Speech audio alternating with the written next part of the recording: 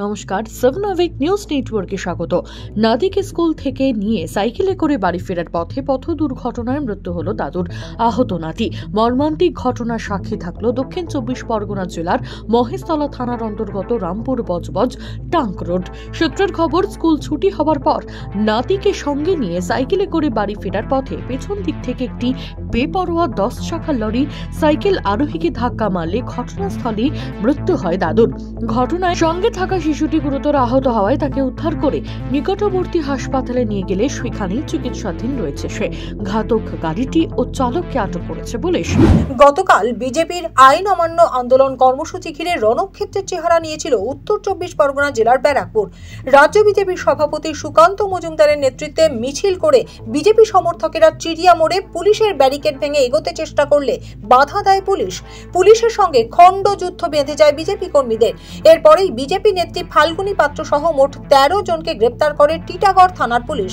তবে তাদের মধ্যে শর্ত সাপেক্ষে 8 জন মহিলা বিজেপি কর্মীকে ছেড়ে দেওয়া হলেও 2 জন মহিলা এবং 3 জন পুরুষ কর্মীকে গ্রেপ্তার করে টিটাগড় থানার পুলিশ। তাদের নাম রাজকুমার পাসওয়ান, দেবব্রত বোস, গৌতম গাঙ্গুলি, অনিন্দিতা সরকার এবং চৈতালি মিত্র। ধৃত বিজেপি কর্মীদের আজ ব্যারাকপুর আদালতে তোলা হয়েছে।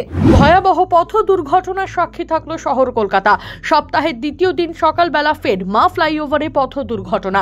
এদিন প্রায় 9:30 নাগাদ মা ফ্লাইওভারের ওপর সল্টলেক মুখে একটি শাটল গাড়ি গতি নিয়ন্ত্রণ করতে না পেরে সজোরে ডিভাইডারে ধাক্কা মারে। আইটিসি রয়্যাল বেঙ্গলের কাছে দুর্ঘটনাটি ঘটেছে বলে খবর। সপ্তাহের ব্যস্ততম দ্বিতীয় দিনে অত্যন্ত ব্যস্ততম এবং গুরুত্বপূর্ণ রাস্তায় এখনো দুর্ঘটনা ঘটায় কিছুটা হলেও স্তব্ধ হয়ে পড়ে যান চলাচল।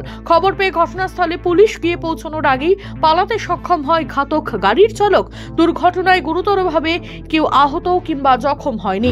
গতকাল ব্যারাকপুরে পুলিশ বিজেপি খণ্ডযুদ্ধের প্রতিবাদে ও সভাপতি সুকান্ত মজুমদার সহ বিজেপি কর্মী সমর্থকদের ওপর আক্রমণ করার ঘটনায় এক প্রতিবাদ মিছিলের আয়োজন করল হাওড়া জেলা বিজেপি মহিলা মোর্চার কর্মীরা।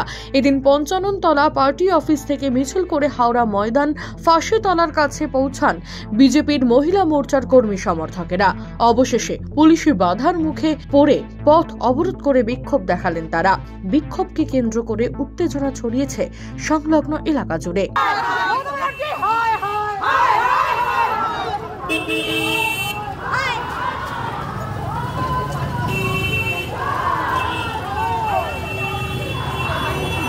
ফের বিফলে সেফ ড্রাইভ সেভ লাইফ। এবার দীঘা নন্দকুমার জাতীয় সড়কে দুর্ঘটনার কবলে যাত্রীবাহী বাস।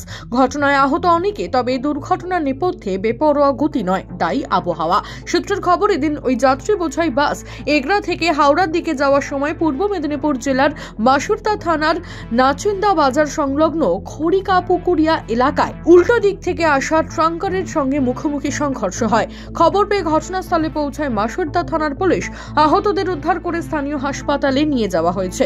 মূলত ঘন কুয়াশার কারণে এই দুর্ঘটনা ঘটেছে বলে প্রাথমিকভাবে জানা যাচ্ছে। পড়ুয়াদের স্কুলে যাতায়াতের জন্য ব্যবহৃত পুলকারে আচমকাই অগ্নিকাণ্ডের ঘটনা। ঘটনাস্থল পশ্চিম বর্ধমান। মঙ্গলবার সকালে আসানসোলের জেলাশাসক কার্যালয়ের সামনে দাঁড়িয়ে থাকা একটি বেসরকারি ইংরেজি মাধ্যম স্কুলের পুলকার দাউ দাউ করে জ্বলতে শুরু করে। আতঙ্কিত হয়ে পড়েন স্থানীয় বাসিন্দা এবং পথ চলতি মানুষজন। খবর পেয়ে ঘটনাস্থলে পৌঁছয় আসানসোল উত্তর থানার পুলিশ। আসানসোল থেকে দমকল বাহিনী পৌঁছে আগুন নিয়ন্ত্রণে আনে। পুলকারের চালক রাজেশ বাউরির অভিযোগ, পাশে ইংরেজি মাধ্যম স্কুলের কয়েকজন পড়ুয়া আতশবাজি ফাটাচ্ছিল। সম্ভবত সেই আগুন ছিটকে এসে পুলকারে আগুন ধরে যায়। তবে সে সময় পুলকারে কোনো পড়ুয়া না থাকায় ভয়ঙ্কর দুর্ঘটনার হাত থেকে রক্ষা পাওয়া গেছে। কিন্তু সম্পূর্ণ ভস্মীভূত হয়ে গিয়েছে পুলকারটি। তবে পুলকারটিতে আগুন লাগার সঠিক কারণ খতিয়ে দেখছে আসানসোল উত্তর থানার পুলিশ। পাকিস্তানের প্রাক্তন প্রধানমন্ত্রী ইমরান খানের 10 বছরের কারাদণ্ডের সাজা ঘোষণা। ইমরান খানের বিরুদ্ধে দেশের গোপন তথ্য সমৃদ্ধ গুরুত্বপূর্ণ কূটনৈতিক নথি বা সাইফার পাচারের অভিযোগে এই সাজা ঘোষণা করল পাকিস্তানের বিশেষ আদালত। একই অপরাধে তার সহযোগী পাকিস্তানের প্রাক্তন বিদেশমন্ত্রী শাহ মাহমুদ কুরেশিকেও 10 বছরের কারাদণ্ড দিয়েছে আদালত।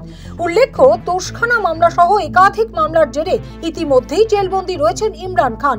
ইমরান খান প্রধানমন্ত্রী থাকাকালীন অবস্থায় ওয়াশিংটনের পাকিস্তান দূতাবাস থেকে পাঠানো হয়েছিল একটি গোপন কূটনৈতিক বার্তা বা সাইফার।